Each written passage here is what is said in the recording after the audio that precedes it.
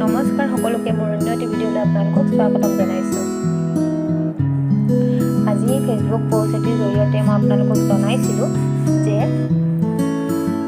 আজিৰ পৰা মই ADRE আসাম পুলিচ বা বিভিন্ন ধৰণৰ গভৰ্ণমেণ্ট কম্পিটিটিভ এক্সামৰ কাৰণে প্ৰিপাৰেশ্যন ভিডিঅ' শ্বেয়াৰ কৰিম।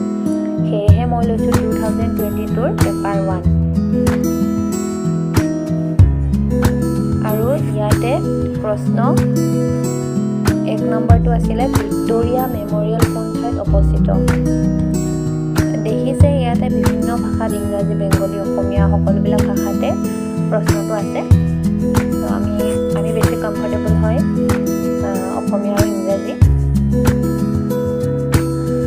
অসমীয়া আৰু ইংৰাজীতে মই কুৱেশ্যনটো মাতিম। ভিক্টোৰিয়া মেমৰিয়েল কোন ঠাইত অৱস্থিত?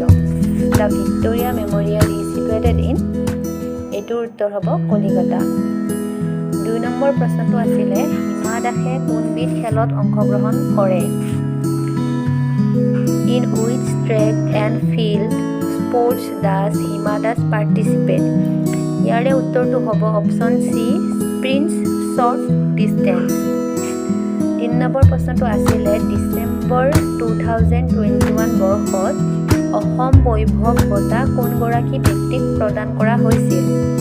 Who was awarded the Assam Baibhav award in December 2021? ইয়াৰে উত্তৰটো হ'ব option B Ratan Tata.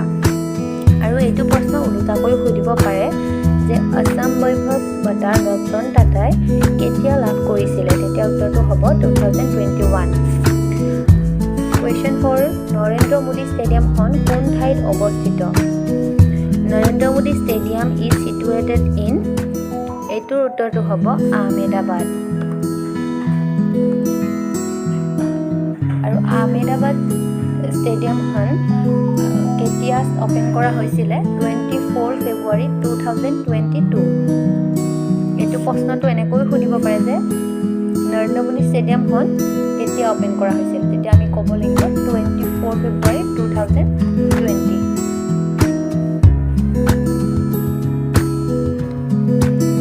5 number প্ৰশ্নটো হৈছে MPLAD আঁচনিত LADৰ সম্পূৰ্ণ ৰূপটো কি বা হৈছে?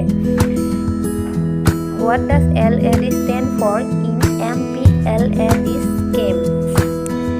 ইয়াৰে উত্তৰটো হৈছে option B local area development. 6 নম্বৰ প্ৰশ্নটো হৈছে কোনগৰাকী ব্যক্তিৰ জন্মদিনত অভিৰুচি ক্ৰীড়া দিৱস পালন কৰা হয়? ইয়াৰে উত্তৰটো হ'ব Bhogeswar Baruah. On whose birthday is অভিৰুচি sport day celebrated in Assam? Bhogeswar Baruah. 7 নম্বৰ প্ৰশ্নটো কি আছিলে? নিম্নলিখিত কোনটো স্থানে অসম আৰু অৰুণাচল সংলগ্ন কৰিছে? এনেকুৱা ধৰণৰ প্ৰশ্ন প্ৰায়ে অহা দেখা যায়, গতিকে বিভিন্ন স্থানৰ সংলগ্ন স্থানটো আমি চাব লাগিব। Which one of the following places connect Assam with Arunachal Pradesh? ইয়াৰে শুদ্ধটো উত্তৰ হ'ব ডিৰা। 8 নম্বৰ প্ৰশ্নটো আছিলে ইণ্ডিয়ান চিভিল ছাৰ্ভিচ ICS পৰীক্ষাত উত্তীৰ্ণ হোৱা অসমৰ প্ৰথমগৰাকী ব্যক্তি কোন আছিল? Who was the first person from Assam to clear the Indian civil service examination? আৰু ইয়াৰে শুদ্ধটো হ'ব আনন্দৰাম বৰুৱা। ইয়াৰ শুদ্ধটো হ'ব আনন্দৰাম বৰুৱা। 9 নম্বৰ প্ৰশ্নটো হ'ব প্ৰত্যেক ক্ৰিয়াৰে এক সমান আৰু বিপৰীতমুখী প্ৰতিক্ৰিয়া থাকে শীৰ্ষক পদাৰ্থ বিজ্ঞানৰ সূত্ৰটো কোনে আগবঢ়াইছিলে? Who put forward the law of physics that every action has an equal and opposite reaction? এইটো আছিলে শুদ্ধ উত্তৰ ছাৰ আইজাক নিউটন। আৰু এইটোৱে আছিলে নিউটনৰ থাৰ্ড ল'।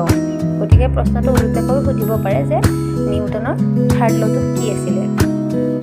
আৰু তলত অপশ্যনকেইটা দিলে আমি লিখিব লাগিব every action has N equal and opposite reaction.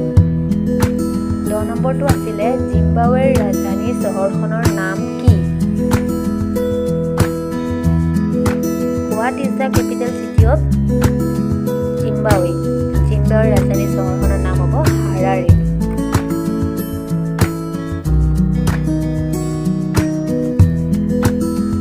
11 6টা প্ৰশ্ন আমি 2022ৰ পেপাৰ 1ৰ পৰা আলোচনা কৰিলোঁ।